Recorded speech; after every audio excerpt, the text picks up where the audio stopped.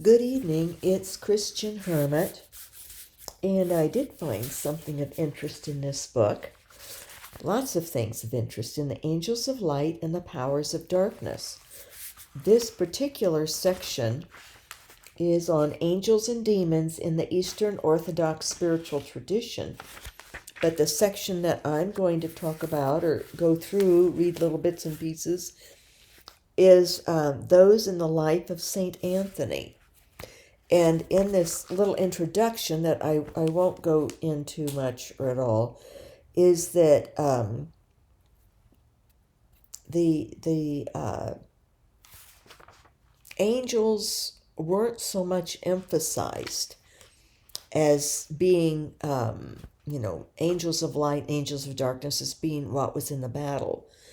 It was the hermit or the monk against the demons himself, that battle with Christ helping the person do the battle against the evil, the demons. So, but then in the life of Saint Anthony, there's a little bit more in-depth, interesting material on just how we do battle evil in our lives, what will be effective and what won't.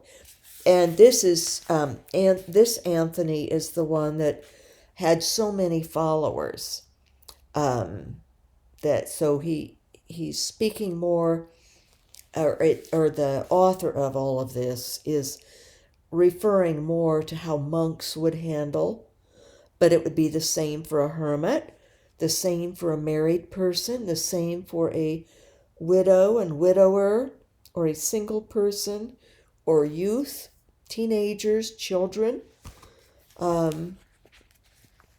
There's evil out there. The devil, demons use people and use situations, and behind the situations you'll end up with a person who's being used by the devil. Could be in some small subtle way, or in larger ways, or in more obvious ways. But that's mostly how we do warfare in the temporal world. However, the more you progress in spiritual life, your relationship with God grows.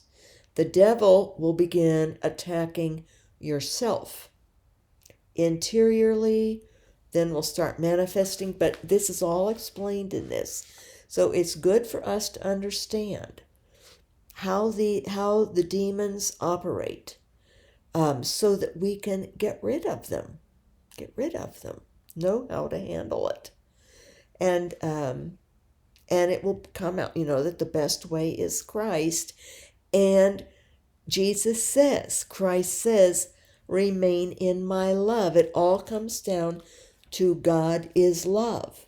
So it's God who's helping us, but what is God? God is pure love, he says. So he said that to Catherine of Genoa. God did. I am pure love. Jesus said God is, or John, the Apostle John said God is love. Jesus said, remain in my love. So that God has the law of love. So the life of St. Anthony, regarding the role of angels and demons in spiritual life, can be found in early church writings. That's what is indicated in reality. But however, it is only after the appearance of monasticism and the elaboration of ascetical doctrine in the 4th century, that's when a lot of hermits really came to the fore, in the 300s, the Desert Fathers and Mothers. That was then the subject was treated more systematically and with more detail. So we'll zero in on this. And the first important writing of this type that included the spiritual warfare is The Life of St. Anthony by St. Athanasius of Alexandria. And it's a relatively very small book. I have it somewhere here, little little paperback, unless I gave it to someone or something. But um, it's a good book to read. It tells his life. But this author of this essay, who is of Eastern Orthodox, a monk of Mount Athos, is going to point out, focus in on the aspects in St. Anthony's life in which St. Anthony deals with angels and demons and the spiritual battle with the devil. So, let's see, let me find some good parts here. Skip on down to some of the... okay, this was interesting. Every Christian is expected, and back in that time period was expected, to take part in spiritual warfare, to fight for our souls against evil, against the devil and the evil that's perpetuated in society and in our interior lives. And it was considered the primary work of the monks in monasteries that were starting up for the first time. The origin of monasteries in the 4th century came about. And it was their duty, in a way, to sort of be let me find the term he used, the shock troops against evil, that they constituted that, to directly be the ones to do spiritual warfare with the enemy. And the desert was considered the particular dwelling place of demons. And that was after the spread of Christianity, of inhabited areas, towns and cities, that the demons fled to the desert, to if they were being fought and caused to flee, they would go to the desert. They inhabited the desert. So here comes these desert monks and ammas and abbas, mothers and fathers, and the monasteries built out in the desert then. And so that's where they encountered more. So retreat from the world was not understood back then as an attempt to escape the struggle against evil, but as a more active and heroic fight against it. So that was of interest to me, because I want to get away from the long-time attacks of someone who's has evil going on, and it became obsessed with me in wanting to tear me down, put me down, or refute anything that I shared, etc., etc. So I was thinking today about, like, St. Bruno. He had a bishop who was his adversary, a bishop who was threatened by St. Bruno. This was in about 1060 to 1070 period. He was a professor and a priest in Cologne, Germany, and he was very popular. He was very liked, and a good professor, an excellent priest. And the bishop became a heckler, made things difficult for him, made his life more miserable, tried to. So at one point, after so much had happened, and St. Bruno, would have been Father Bruno or Reverend Bruno at the time, was teaching his courses at the university in Cologne and doing his priestly duties with this bishop on his back, essentially, causing him hassles. And he decided, he took a look around and thought, the temporal world And the church in Germany at the time was, you know, things weren't going well even then in the 11th century. Corruption and focus on power over people by the clergy, and the government wanted a big part of it too, wanted power, wanted the money. The church had lots of money, had artwork and all different kinds of things, and land. They had gotten land from even from nobles, or from even serfs, from poorer people. Became very wealthy landowners, the church did in Germany then, and also up into Martin Luther's time. Lots of corruption occurred in the German clergy that caused, and the German government wanted in on it, wanted to reduce the church's power. And a monk named Martin Luther, who wanted to be married to a nun, wanted the married priesthood then. He was sort of used as an instrument by the German government to go against the church. And that's sort of the seed of how the Reformation came about. I've often considered how Spain was rich in spiritual life. The Catholic Church was going very well in Spain then. The great saints of Teresa and John in Avila, and other saints of the 16th century, the 1500s, and so they, but and France too was going well. But I've often thought if the Reformation had not happened, because of Germany, the problems with the church in Germany, we may not have had to have the Reformation. That's a thought, that there could have been unity and growth and truth, beauty, and goodness.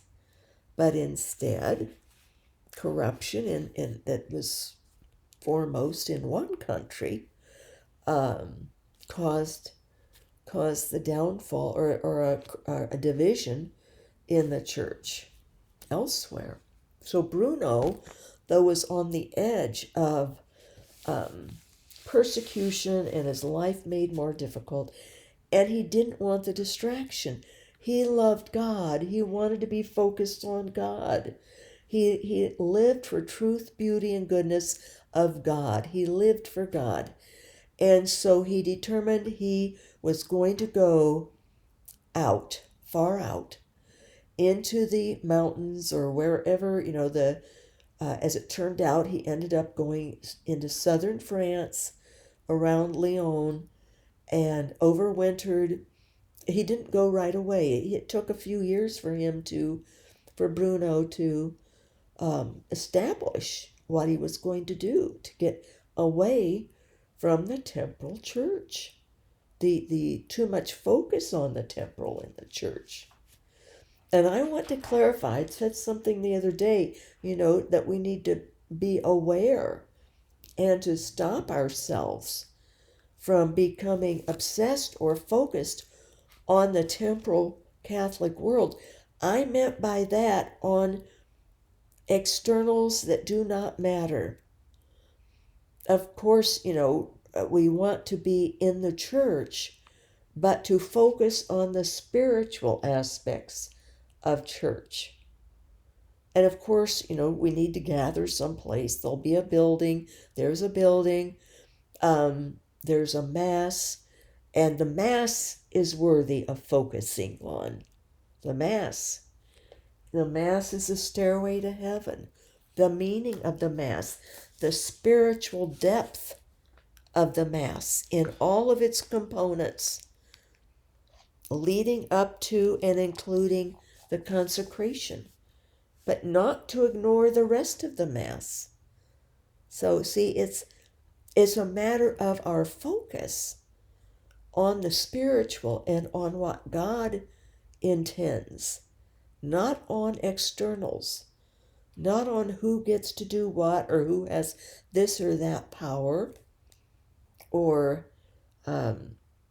who's sitting the straightest or kneeling right or having their hands folded the correct way, or whether you receive the body of Christ on your tongue or in your hand, or these different things, or whether it's the Mass is in Latin or if it's in English.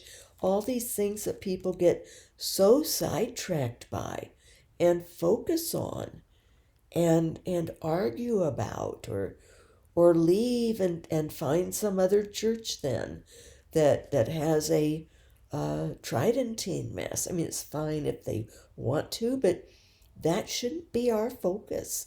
Should be the spiritual, the love of God, and then and the living Word. Half portion of the Mass is focused on the living Word. So that's the church. God, Jesus Christ as head, and all of us as the body. That's the church. Don't get ensnared in so many temporals and externals that we don't progress. Our souls don't progress. Later, I thought, well, somebody could say, "Oh, she's saying, don't pay any attention to the church, or don't." No, it's have the correct focus on His real presence. God is pure love. So these monks were, when they were out in the desert, when they went out in the desert, and that's where I'm going. I am going out into the desert. And it's not anywhere different than right here, except in my focus, in my existence. It's the desert of my existence, of my soul, my heart, and my mind. My body will be here, but all else is going to be far away from crud,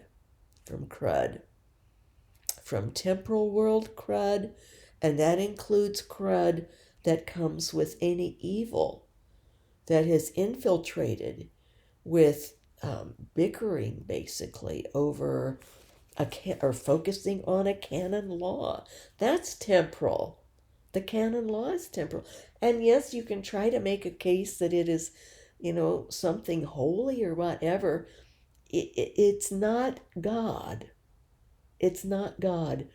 A vocation is just a vehicle for us to come to God if God gives us a vocation to do so, a special vocation in this lifetime, such as hermit vocation, or married vocation, or single vocation, or on and on, priesthood, religious life, consecrated virgins, consecrated widows, and they should include widowers.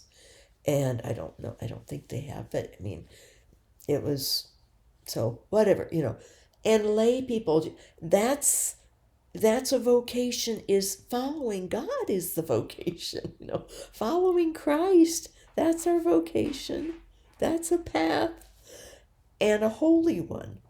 But to be obsessed over how we do things, or wearing a habit, or this, that, and the other of externals, it just is banal, and interferes with truth, beauty, and goodness of the message of Christ and the life of Christ that we're to be following, all of us. So the monk is therefore surrounded by demons, being in the desert.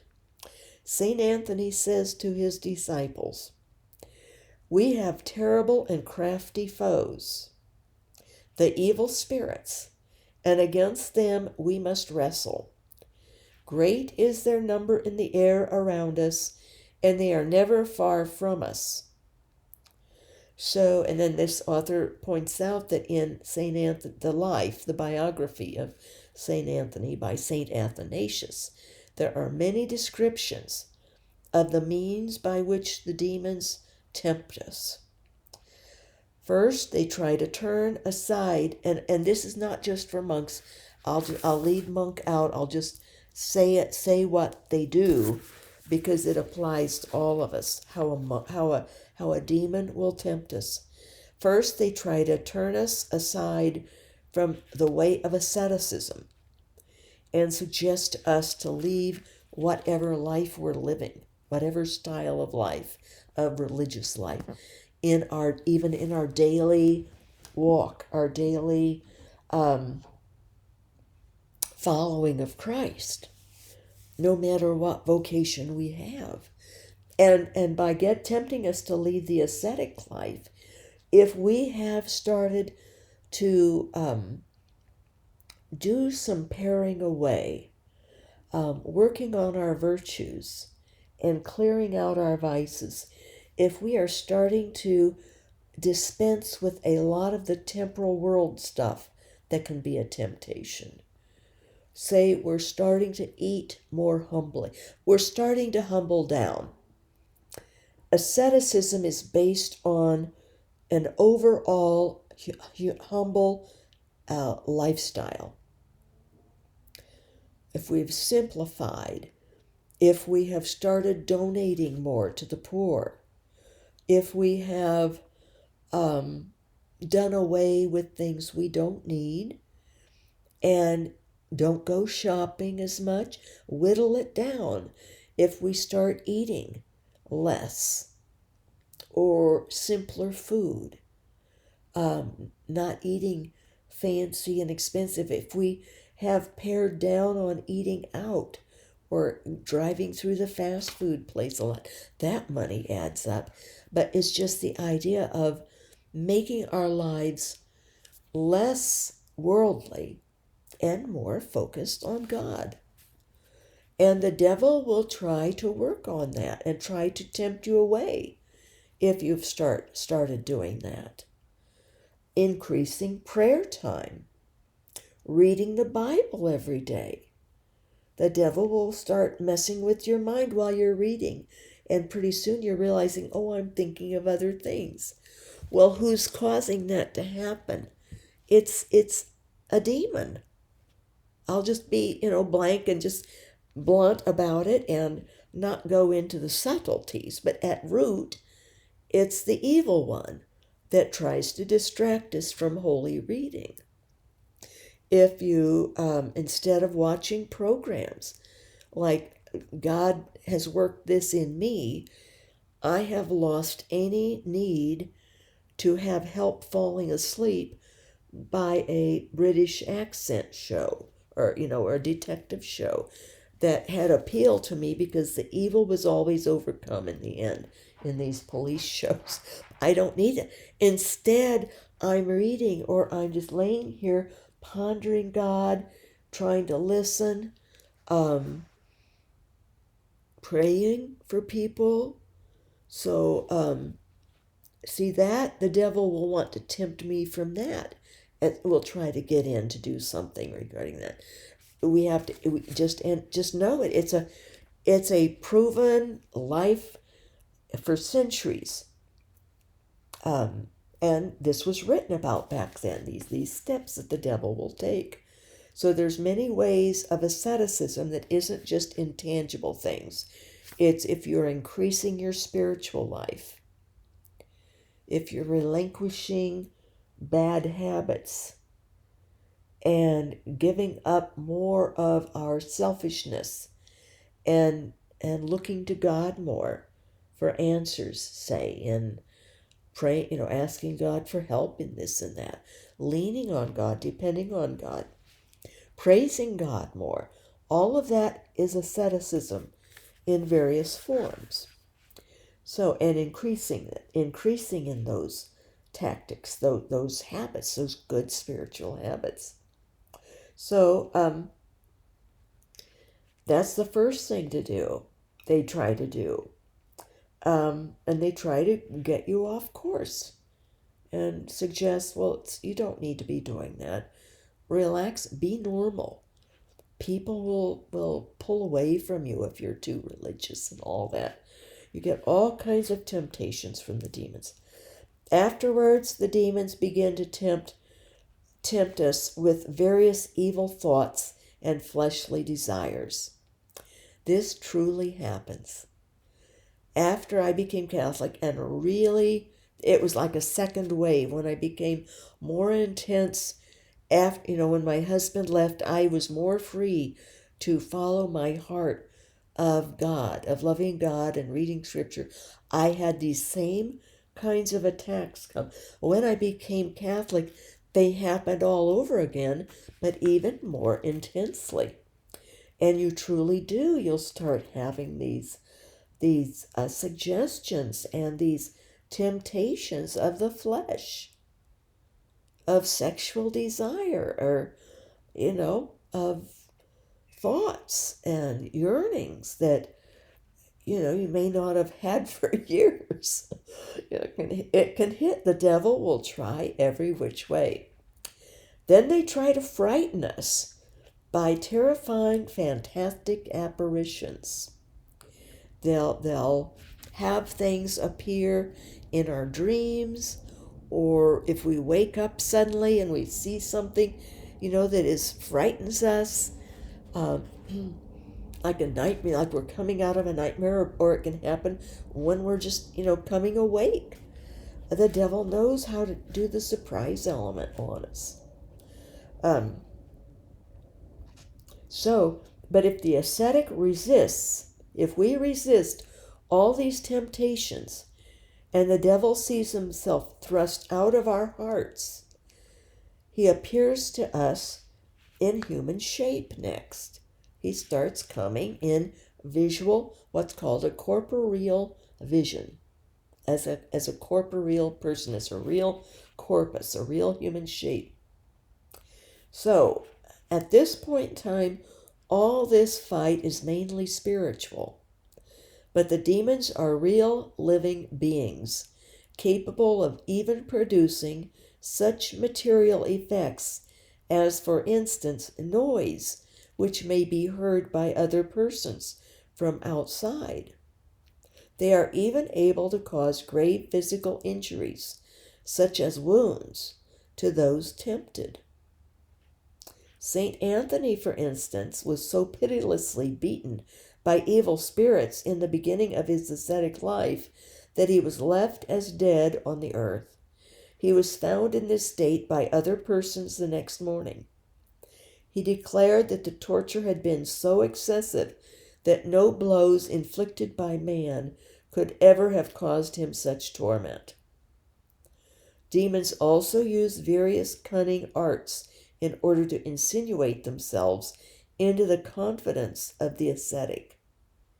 Little tricks that they'll use, artifices, tricks, imitations. So they will sing, read psalms, wake us up for prayer, suggest fasting. They'll try the other tactic of insinuating that they are on our side and suggest good things to us to be doing. But it's the devil who's doing it, and it's not good then. See, it's they're trying to get control of us one way or another. One way or another. I'd mentioned, a week ago, well, it'd be a week ago in the morning, last Friday, I had this sudden, terrible, no warning to it, gut attack. That was the most severe I've had.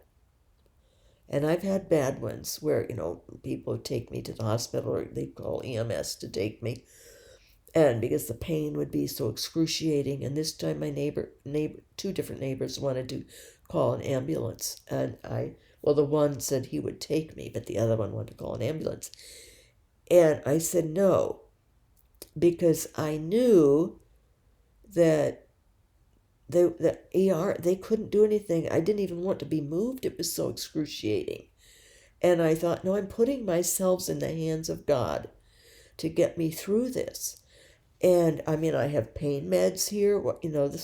They would maybe do an IV in the hospital, but it might be after I waited a long time, and it would be screaming in pain and upsetting people or children in the ER because it was so severe I could not help what sounds came out of me. And I was just begging God, hanging on.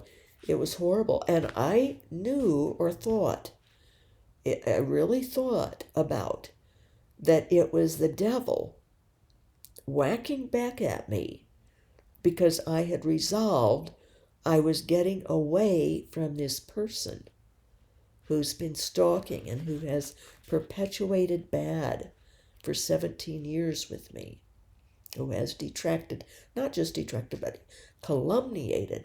That means to put someone down through lies they make up about you. Detraction can be based on little bits of truth, but calumniation, calumny, that's based all on just lies that they make up. So it's bad. It's mortal sin to do that to anyone, incidentally. And but I knew that the devil is allowed to even make us physically ill or in pain. The devil has that capacity. God allows that. But so these are all the different tricks. And I needed to be reminded how the devil can masquerade as good also, with thoughts even. And it sort of massages you into getting used to the devil's spirit, trying to imitate good. And then the devil moves in at other levels, see. So we have to, this discerning spirits is very, very important. It's a starting point, really, that we need to have if we're going for spiritual growth, so we don't get knocked out of the game from the get-go. It would, however, be quite wrong to conclude from the large place given to demonic temptations and apparitions in this life of St. Anthony that the monks of his time were terrified by the strength of the dark forces. So now they warn us, even though we should know, and the monks did back then in the early the desert fathers did too, and the desert mothers, and I do, and most of you do, if you're on in your spiritual life growing, that the demons, this is a reality. These dark forces are a reality based on personal experience. But at the same time, we know as a reality the power and true nature of Jesus Christ. So we don't have, there's no reason to fear the devil. Like last Friday, even though I highly suspected that it was the devil that had caused that sudden attack, so bad I didn't even have time to take the dogs out or to get them in their crates. And it was bad, but I wasn't afraid at all. You just know you have to deal with it, and you have to get through. And regardless, when we're in that kind of pain or in situations, calling upon God really becomes second nature. It's a natural reaction, is to call upon God and to pray, and to also train the mind to know immediately to start offering the suffering or offering the horrible experience or the temptations, if they're temptations of lust or anything, offer it all as prayer to God, for God to use however He wills, for whatever souls, or if you know of people in need, even specify, I'm offering this suffering, or I'm offering this temptation as a prayer for so-and-so to be healed, or for God's will to be done in their lives. So always turning to God. So that's what these early desert fathers and mothers and the monks knew. They firmly believed that the power of Satan had been annihilated by the incarnation and the cross. so that Christians, with the help of God, are able to defeat the devil, in all the devil's forms of demons. And this point is repeatedly stressed in the life of St. Anthony, in quotes here. Since the Lord visited earth, the enemy is fallen and his power weakened. Wherefore, although he could do nothing, the devil could do nothing, he was weakened, still like a tyrant, he did not bear his fall quietly, but continued to threaten, although his threats were words only. And let each one of you consider this, and he will be able to despise the demons.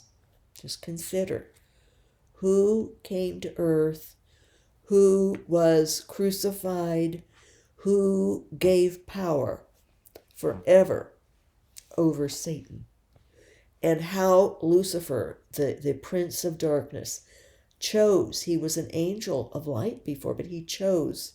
He wanted power. He wanted to replace God, or to have the power of God, and he lost his position and he fell. He fell. So, but we, even though they are a reality and they threaten and they cause trouble and they cause suffering and pain and all kinds of temptations, they are nothing to fear. Not fear, but contempt. Contempt is the proper Christian attitude toward demons. It is unfitting that we should fear them, for through the grace of Christ, all their practices are in vain. All the practices of demons are in vain through the grace of Christ. So there are many weapons to fight against demons at our disposal. So here are some of the weapons we have to use. Faith in God, a good life lived, the memory of everlasting punishment, meaning, of sin, of what happens if we sin, of hell, of how we could be in hell if we fall to the devil, if we get too close and chummy with the devil. As I pointed out in other videos, how I realized that the devil can get in one person, and then through that person and the people that person touches in their lives, the devil can move in on them. So evil can spread that way. But through faith in God, living a good life, remembering that there is a hell, let that always be a reality to us too, that we don't forget. And also through prayer as a weapon against the demons, and especially the sign of the cross, making the sign of the cross. The demons, says St. Anthony, greatly fear the sign of the Lord's cross, since of a truth in it the Savior stripped them and made a mock of them. Christ himself comes to our help, as happened with St. Anthony, and if we always remember that our Lord is with us, the demons will disappear like smoke. So that's good to remember, and probably how I got through. I suppose with me it's just a lot of deep disappointment. I like to think the best of people, and I want people to be loving and kind and honest, very honest, and not deceitful. And so I grieve over those things, and I shouldn't.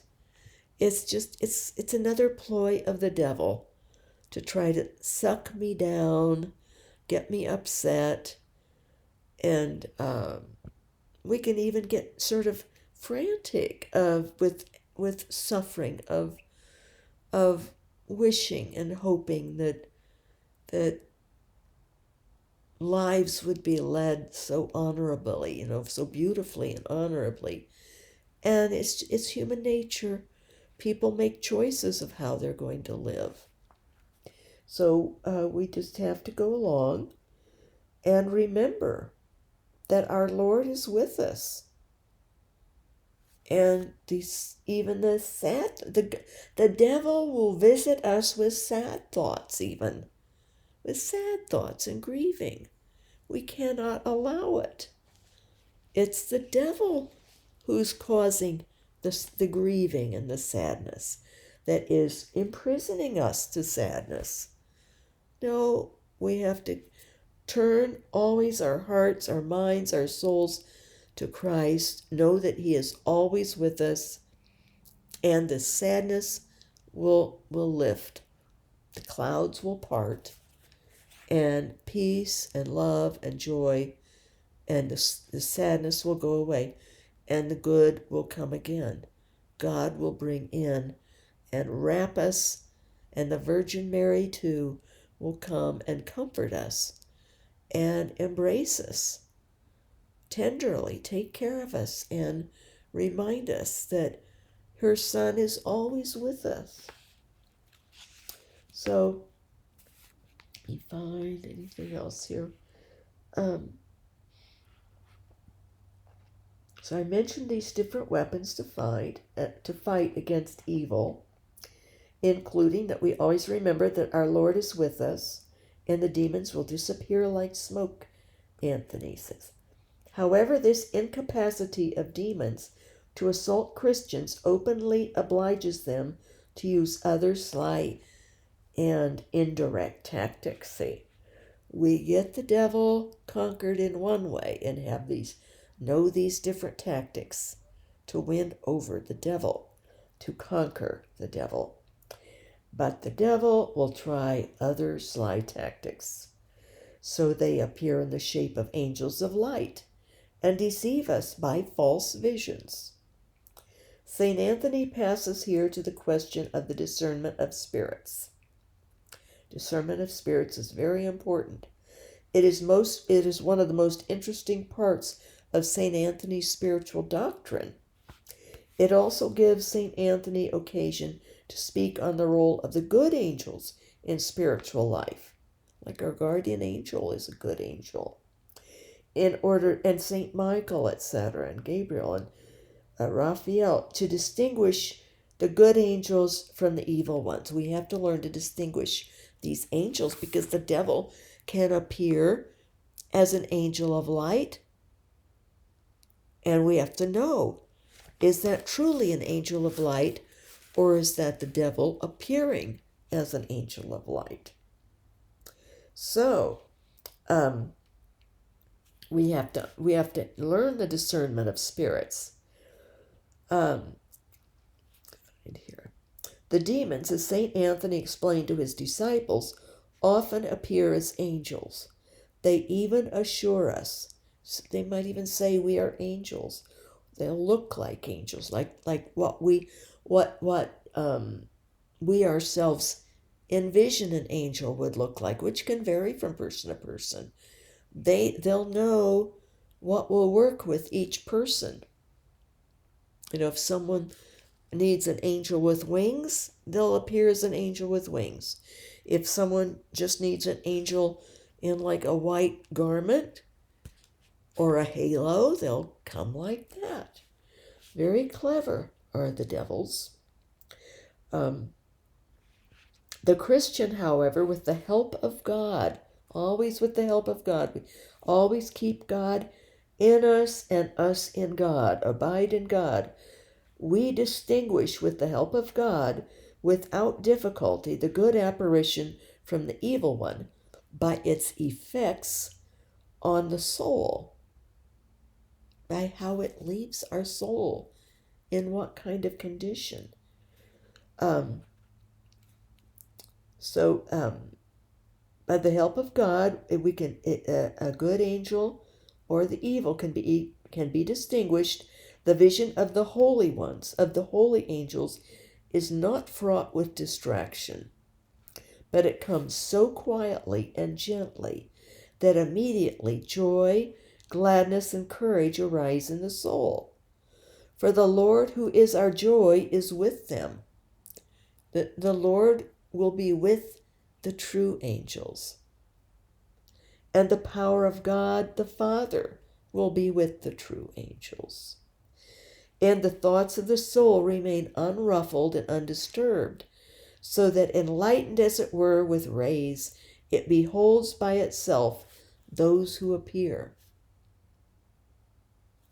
You'll have a sense of confidence, of peace, of joy, of assurance deep in your soul. And you won't have distractions. You won't even have to be thinking, oh, is this an angel of light or an angel of darkness? It will be so profoundly holy that you won't be distracted with even thoughts of, I've got to figure this out. It will be deep in your soul, joyous, peaceful. You will remain calm. And for the love of what is divine and of the things to come possesses the soul, and willingly would it be wholly joined with them. So the soul itself will resonate if we have God in us, and if we are in God, our soul, and if we are practicing a holy life and love of God, and in reading and living the living word, and having his body and blood, and spiritually or in person. The desert monks often did not have Eucharist, not unless there was a priest to have a mass, but they would have spiritual communion. So it's real, the Spirit of God. And God often then, to increase faith, will give the Eucharist, or there'll be a Eucharistic miracle to help with the belief. So that even the apparition, even if the apparition frightens us by its divine majesty, see, that kind of fright of overtaken with awe, fear of the Lord because of the divine nature of the apparition. This feeling is immediately dissipated by those who have appeared. The angels will calm you. If you remember the shepherds. They were in fear when all the heavenly hosts, these angels, appeared. But the angels began to sing. Behold, we've come bringing tidings of great joy, and the Messiah is born, and singing Hosanna. It totally put the shepherds at peace, and they immediately went to find the Christ child, to follow the angel's light, and to see the star that was shining over the stable. So, in place of any kind of fear of divinity, will come joy unspeakable, cheerfulness, courage, calmness of thought, boldness and love towards God. Take courage and pray. If you have such an experience, take courage and pray. For joy and a settled state of soul show the holiness of him who is present. Quite opposite is the action of the dark powers. Their appearance is accompanied with tumult, confusion, and fear. It produces evil feelings, disturbance of thought, and disregard of virtue. And the feelings of fear doesn't go away, as in good apparitions. However, we must never lose our courage when we see a vision. This is what St. Anthony says. Whenever there is any apparition, be not prostrate with fear. Don't fall to the ground, don't cower, but whatsoever it be, no matter if evil or good, first boldly ask, who are you, and from whence come you? Where do you come from? Who are you, and from where do you come? And you do that mentally. You can do it out loud, or if you're asleep and the vision is coming in a dream vision, you do it with your inner voice in the dream vision. But otherwise, do it out loud. Ask those things. And I did that once. A woman stood, I'd had so many things. I'd had a soldier, I think, from the Vietnam War who was injured coming down the hallway in the night, wounded and crawling and, just in agony. And I knew that, it was the soul of someone who had died. I knew I would pray for that soul, but it's so upsetting that and it disappeared on its own as it got to my bedroom door coming down the hallway in the night. And then others would come. But finally, I just had a bombardment of visions going on.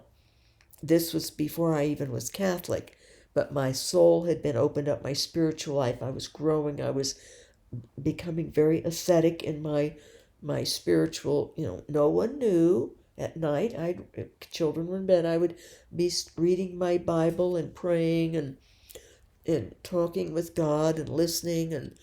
And one night then I was awakened and a woman stood at the foot of the bed with her arms out, like this, her palms up, and not being Catholic, I didn't recognize it as the Virgin Mary's pose. A beautiful young woman, had had all the I should have known. But I had the wherewithal to ask.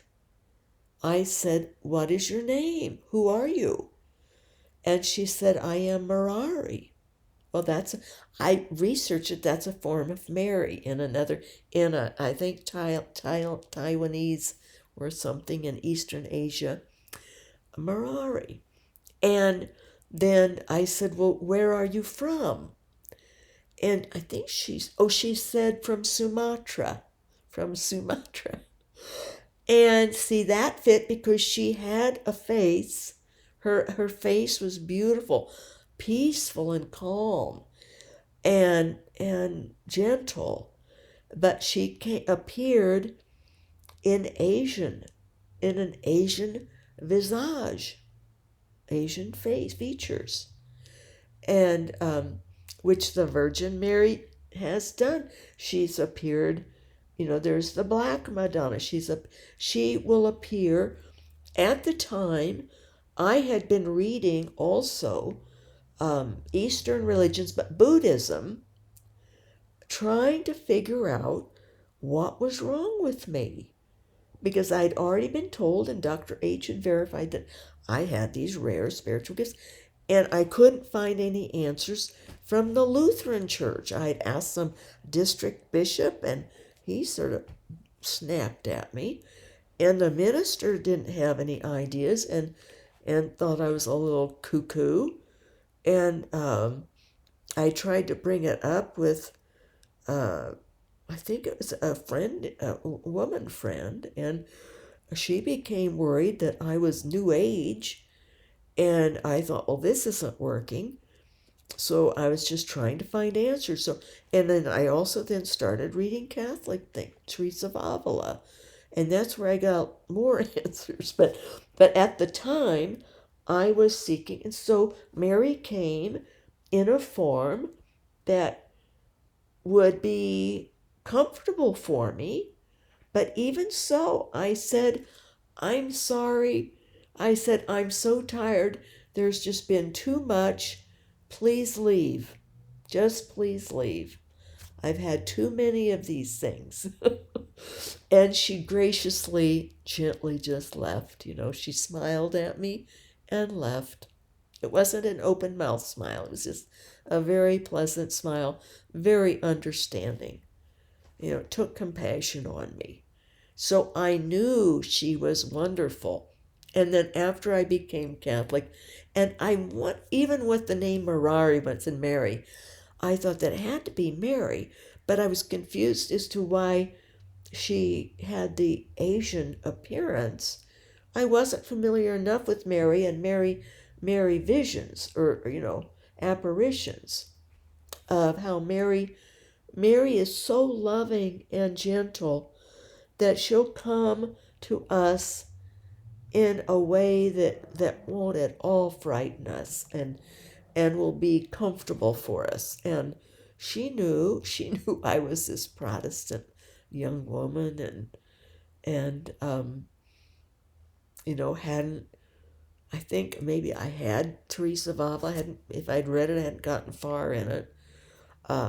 So I had little excerpts of Thomas Merton's earlier books through Celebration of Discipline, but it was just as easy as that.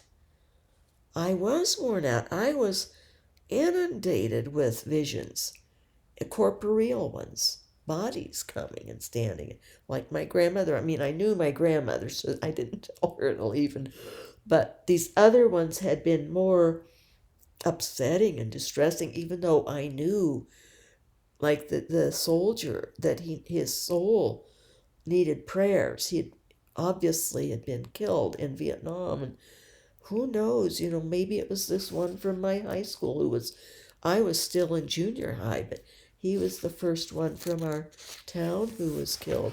Might have been him.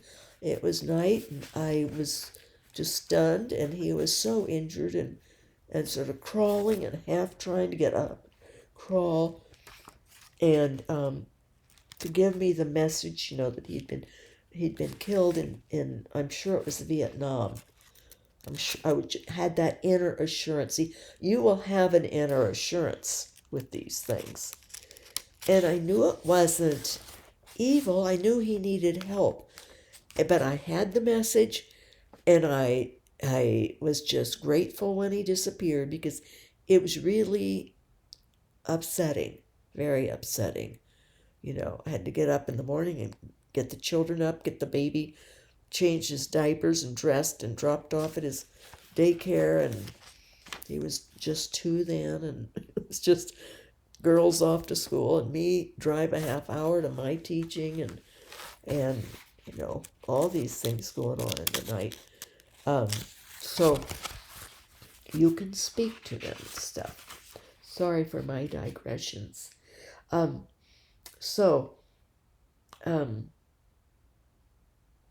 Let's see, but these are the description of how you'll feel if it's not good, the evil, the disruption, the disturbance you'll feel, the tumult, the confusion, the upset, the disregard of virtue.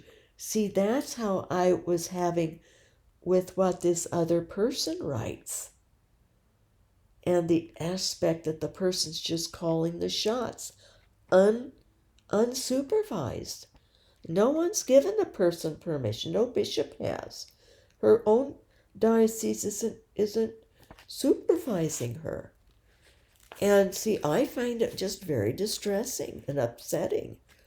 And to me, it taints the canon law even, that it's being adulterated,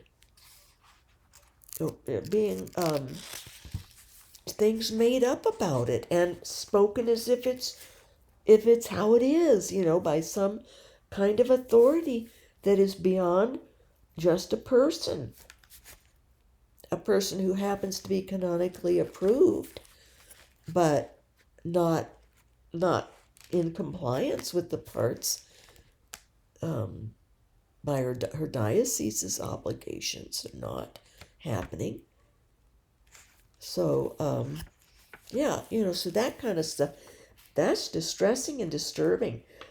I had to decide that there's not good in that situation too, and also the things done to me hasn't been right for all these years at all. It's not Christian behavior, and it's left me very upset and unsettled and hard to even getting away from it.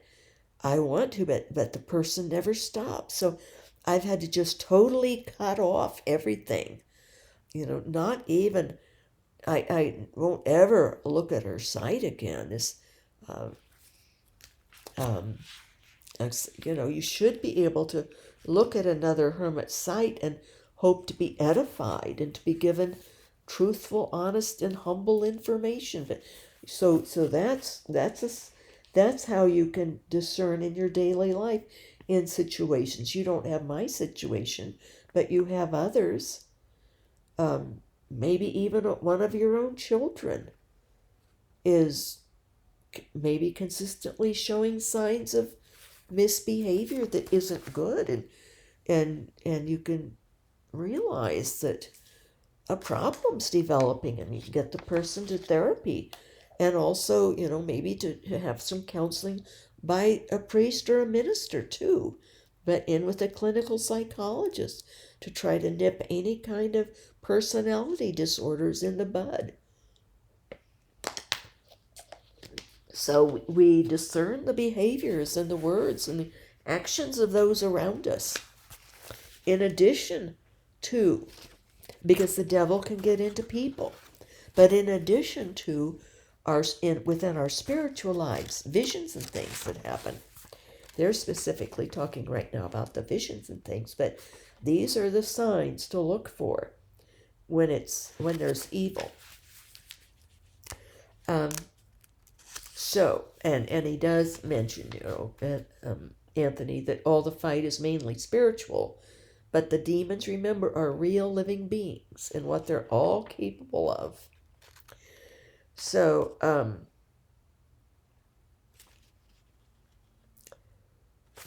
get to back to this part here. And then just keep your cool. When you ask them, who are you and where are you from? Just do it calmly, respectfully, politely.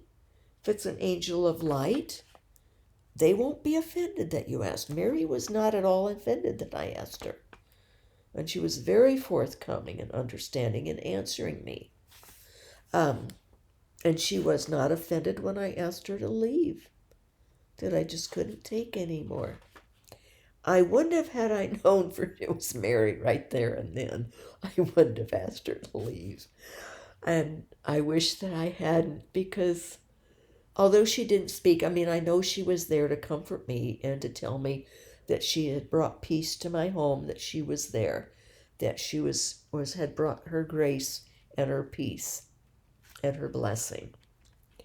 So the vision of divine light and its discernment from satanic imitations do not occupy an important place in the life of St. Anthony.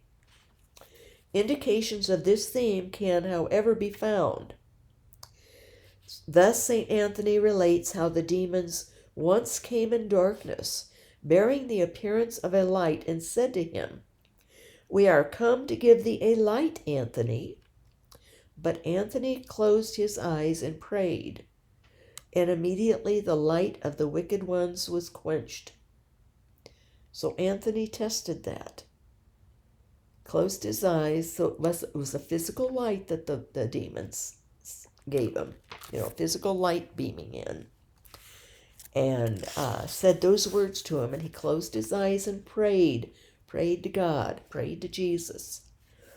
And the light immediately left. The fact that Anthony closed his eyes, well, I already said that, was in order to avoid seeing the demon light, permits us to conclude that the light was a material one. It was a physical light. But the same life also tells us how our Lord came once himself to help Anthony during a terrible fight against demons. Anthony, looking up, saw the roof as if it were opened and a ray of light descending to him. This description strikingly reminds us of some visions of the divine light of the great 11th century mystic, St. Simeon, the New Theologian. The demons suddenly vanished, the pain of his body straightway ceased. Anthony, feeling the help, besought the vision which had appeared to him, saying, "Where were you? Why did you not appear at the beginning to make my pains to cease?" And a voice came to him. It was Jesus talking to him. "Anthony, I was here, but I waited to see your fight." Here also the divine character of the vision is testified by the effects. So in these, in the one that Saint Simeon, the new theologian, where a light came down that was tested by him, and it was a light of God, reassuring him, giving him strength, throwing light probably on whatever he had been thinking or praying about. And the same with Anthony. He tested that light, the light of the devil he tested, and it was quenched when he prayed. The light that came from God remained solid, filled him with what he needed. The light to his soul was his soul was enlightened by that light. When Jesus came, when he was in a terrible, terrible battle, and Jesus came and finally helped get rid of the devil, get rid of the battling devil, Anthony asked, why did you not help me sooner? Because, Jesus says, I am here. It is I am here. Why didn't you help me sooner? And Jesus said, I was here all the time, but I didn't appear to you and didn't help you fight until the end, because Jesus wanted to see Anthony, how Anthony was on his own battling away evil. So this tells me that it's important for me always to battle against evil, even if it is going to cause me to be ridiculed in the temporal world, or to lose something that I hoped would be bestowed, or whatever sacrifice, because it's God who is watching me, and watching me that I am discerning the spirits, and that I am trying to stop evil from being perpetuated, and finally that I will remove myself from evil, that I will not allow the devil to taunt me by seeing what the devil is doing and what the devil is taunting me about. I will refuse any of that to enter into me through my eyes, or if someone were to tell me something, I would say, please do, I don't want to hear it. I know that there's evil in that situation, and I have myself tried to do something about it. I have tried with 2 different dioceses to point out that this is a problem, that this is a wrong happening. And so we can only do our best. We can only do our best in that situation. And then we do our best. So we must not, however, suppose that the discernment of spirits is quite a simple thing. It is not. It is easy and possible when God helps us, though, as we have already mentioned. The discernment of spirits is simple and easy when God helps us with the discernment. In other words, it is not a mere natural capacity, but rather a gift of God. Discerning the spirits is a gift of God. And Anthony himself says, we ought to pray that we may receive the gift of discerning spirits. I'm going to pray that this very night. And I wake up usually 3 or 4 times in a night with pain issues. I'm going to pray every single time I wake up. And when I have to use the restroom, this is going to be my prayer, to ask God to give me the gift of discerning spirits. I would like to receive from God the gift of discerning spirits, that, as it is written, we may not believe every spirit. That's why I want to learn. We cannot believe every spirit. One may ask, how can evil spirits harm us if their force has been broken on the cross by our Lord? It is certainly only by permission of God that the demons can tempt us for our own profit and good, to teach us so that we can learn these things, or so that we can learn some situation is bad and stay away from it, or some person, maybe you're dating someone, um, or you have met a woman friend, and you're starting to get these signals and discerning the spirit of the woman or the man or the students that your friends or whatever, that you're discerning that the demons are involved. Well, God is allowing that to happen, allowing that type of discernment, so that we know that we need to find other friends. Pray for these people, but move on out. Take your peace back and move on to the next place. God tries to help us through allowing spirits so that we can discern. So like the dream I had at my Agnus Dei hermitage when I was just starting to, it was just being staked out, that my little house that would have been ideal for me now, all through it would have been. But I had to get out because I had evil next door, and I didn't discern the spirits right. I knew it was bad. The dream I was given of this neighbor man laying in his coffin, leering out, but he was like dead, but leering at me from this coffin. But I thought it meant he was probably going to die, and maybe his wife would want me to help comfort her or something, or be her friend.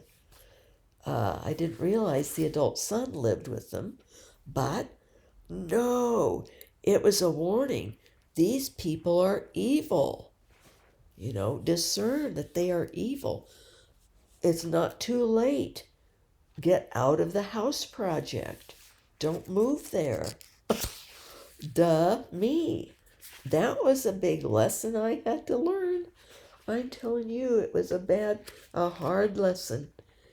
6 years of a lot of awful demonic assaults going on when I lived there from those neighbors. So, let's see what we're going to say here. So it is certainly only by permission of God that they can tempt us for our own profit. And if they succeed in harming us, it is always by our own fault. We give them power over us by our negligence. See, I didn't interpret it properly.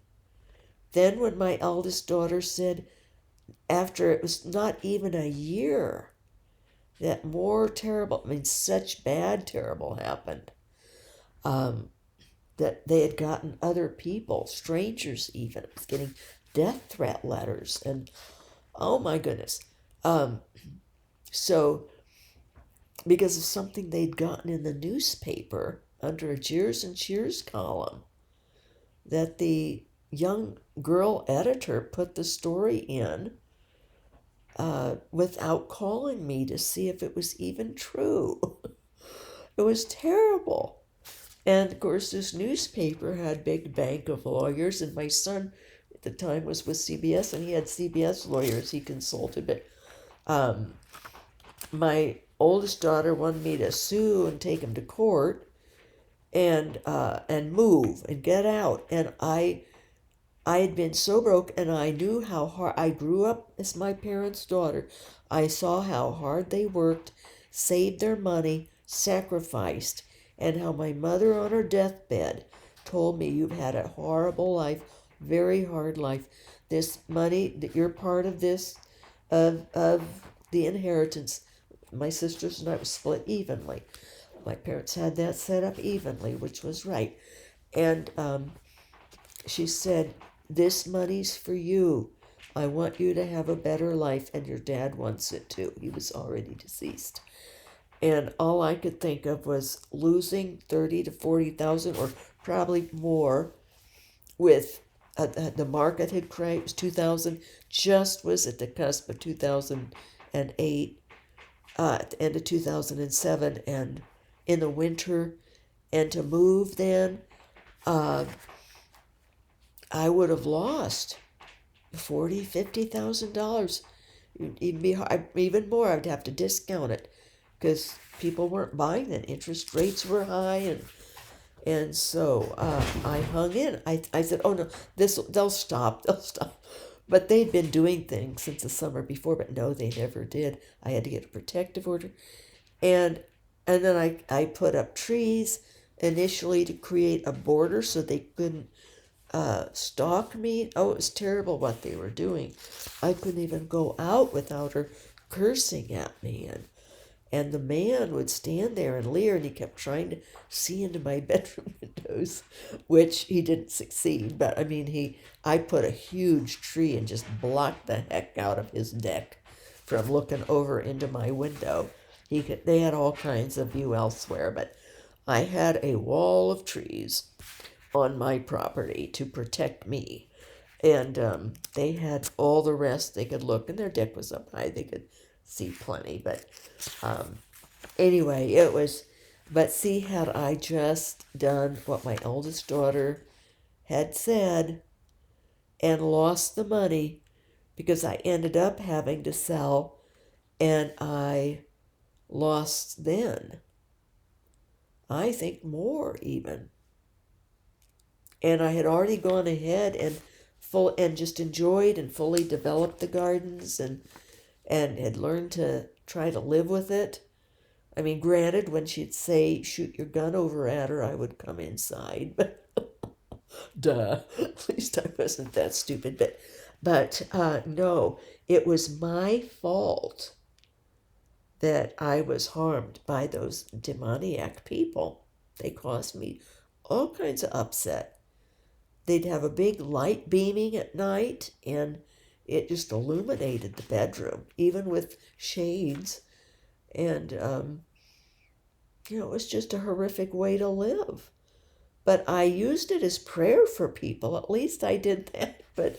But no, see, he says here that if the devil succeed in harming us, it is always by our own fault. Mea culpa. And if we give power over us by our negligence. I didn't want to lose my parents' hard-earned money. I was ashamed, and it wasn't my fault. But I was, by then I knew it was my fault because I had not interpreted that dream correctly. It was a warning dream, and there were other little things not going right with the man in the builder's office was getting to be really sort of mean, and because I was being very exacting, I was being very careful with my parents' money and expecting things. I was being very careful and asking questions and making sure that things were being done properly and that I was not being taken advantage of by the builder and that kind of thing. And he got nasty and yelled at me on the phone one time. I happened to be at the eldest daughter's. I was painting some stairwell or something, not a stairwell, a hallway for her. And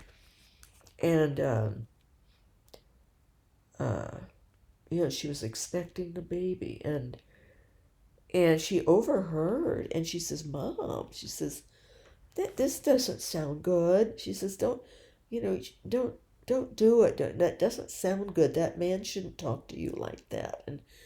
And I said, "Oh, but I like the house, and it's a nice setting, and it's an ideal house for me." And when the house was done and they came to see it, she said, "Oh, great job." She just loved what I'd done with the paint colors and the the design and everything.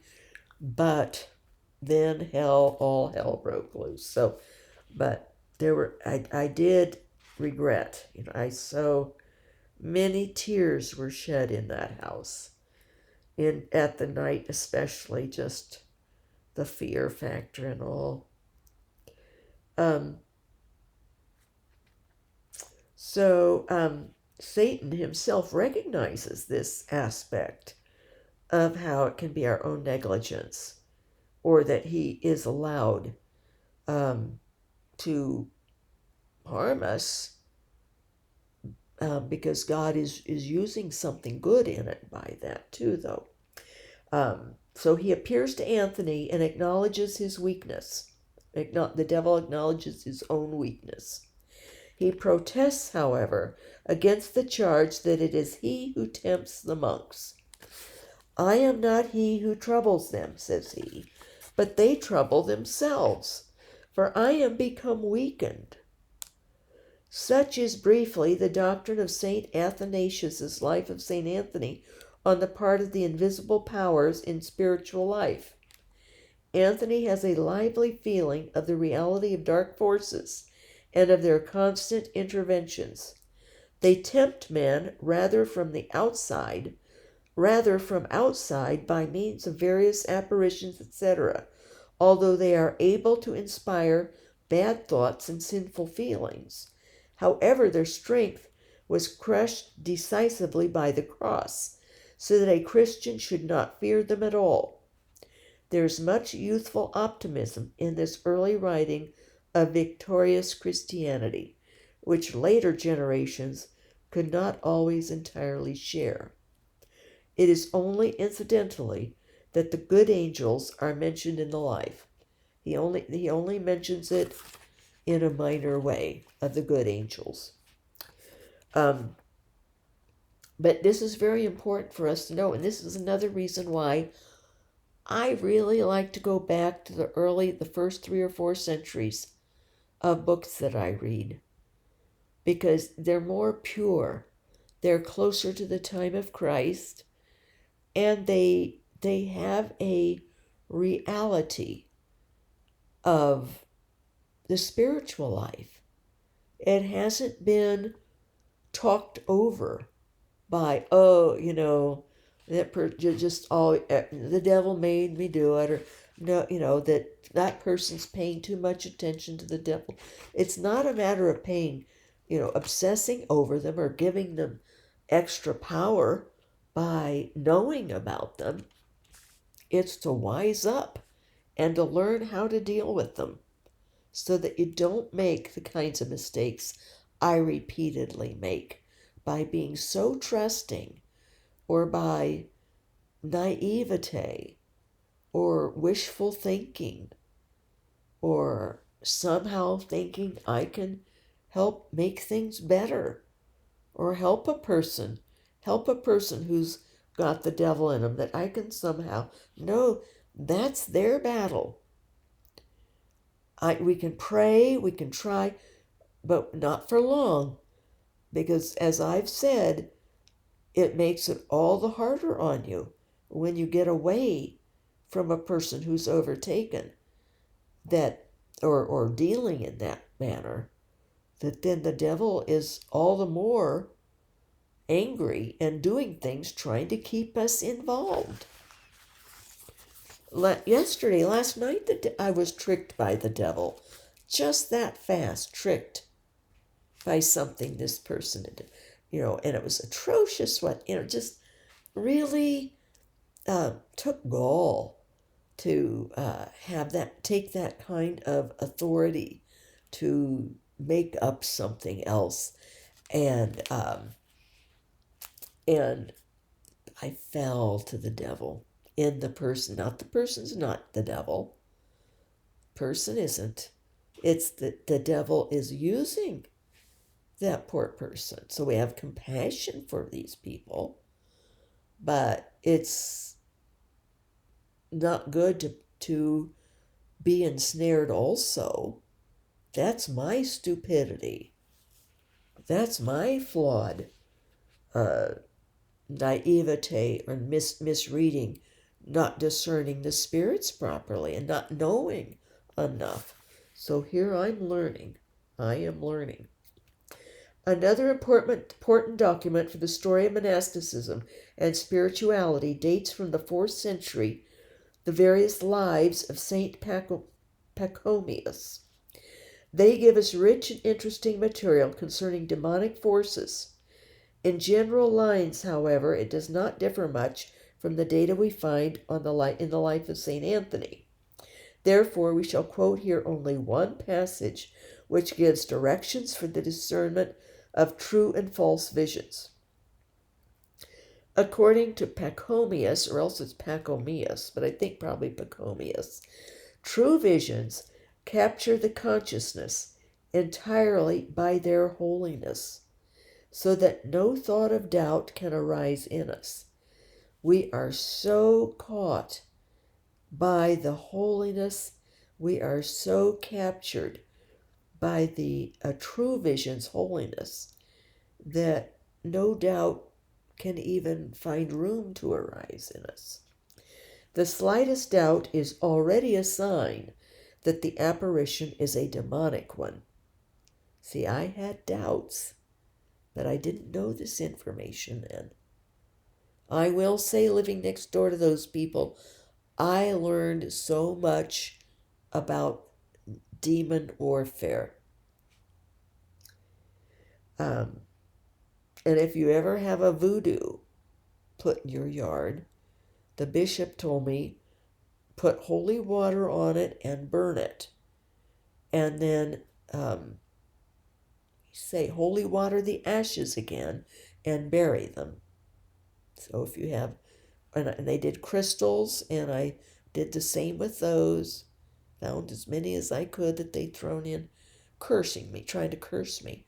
So, if you get stuck and then you start having things happen, you have to learn what to do with the effects of it, with the tangible things that these people who are taken over with evil do.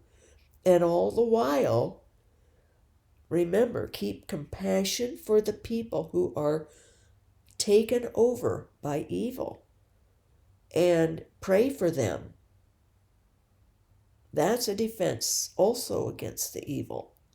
But do what you have to do to, and this is in real life situations. I realize all this is dealing with interior things that happen, visions and things. So, but it crosses over. Same types of situations that we do, that we handle it. So, a demon once appeared to Pachomius in the image of Christ and affirmed himself to be Christ. However, as the saint possessed spiritual discernment so that he could distinguish evil spirits from holy ones, he immediately thought as follows. In the vision of holy things, the thoughts of the person seeing the vision cease entirely. You're so caught in the vision of the holy things that your own thoughts cease. And they do not consider anything else except the holiness of the appearance. And now, when I see this, I consider and have thoughts. Manifestly, the vision lies. It is not of the holy. And while Pachomius was thus thinking, the false vision disappeared. The interesting point here is the apparition of the demon in the image of Christ. That is a interesting factor, how the devil can even appear as Christ. So, I will stop there. Good things to think about. I'm going to spend the evening, every time I wake up, pray, ask God to give me the gift of discerning spirits. And I will do it off and on tomorrow. I will keep this up. God will let me know when I can cease my beseeching God. And it probably won't take too long, because I will also pray other prayers, but, think and pray of people. I have a cousin's husband who yesterday had a bone marrow transplant, it is his last chance to survive cancer.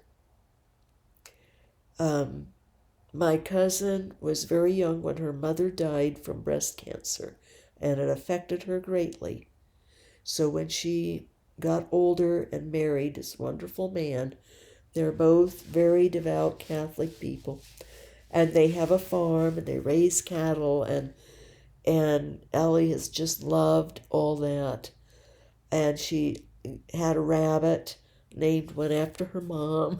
She loved these pet rabbits, but she didn't want to have children. She was so damaged or hurt. It came at the wrong time for her. Plus, she was a tiny little thing, a very tiny little child, and had glasses, and she got bullied. So she was extra sensitive little girl. And with her mother's suffering and death when she was little, she was the youngest of the family and was close to her mother, and that just, it affected her. She did not want to have children for fear that she would get breast cancer, can run in families. She did not want to cause any kind of suffering for any children she would have. It was such a strong trauma. So I'm praying that her husband, that this bone marrow transplant works, because they've tried so many other things.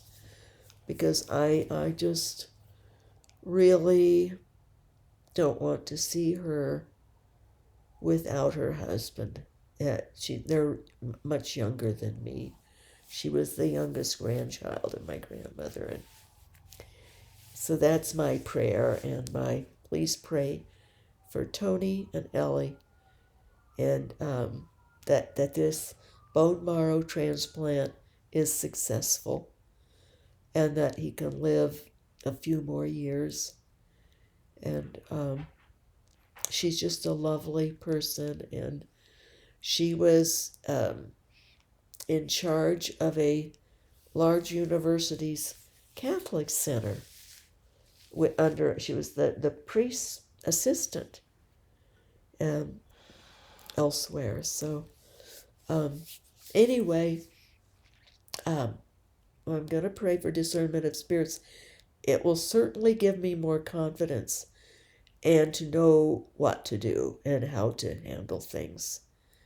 And so, because I think I'm weak, very obviously very weak in these things, or I wouldn't have hung around for 17 years with this other situation, or 6 years with the evil neighbor, or, in the marriage, or, I tend to, I get very strong inner sight, and I see, but I talk myself out of trusting it.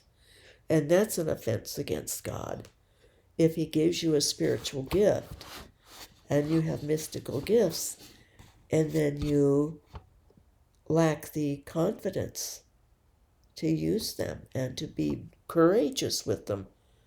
And if you make a mistake, that's better than not following through. And see what my life has been like, with lots of trials and upset and hardships. If I had done something sooner, I wouldn't have been in the car accident with the husband. It's that what Saint Anthony said, said there, or what the devil himself told Saint Anthony, that it's people's fault if they don't pay attention. If they deny what he's doing, his existence, then the attacks is my own fault, my own doing. I didn't pay attention. I didn't do what I needed to do. So, God bless His real presence in us, and we move forward with courage, strength, and excitement of all we're going to learn in the spiritual life from these early saints and desert fathers and mothers. Some of those, hopefully. Good night, good day, wherever you are.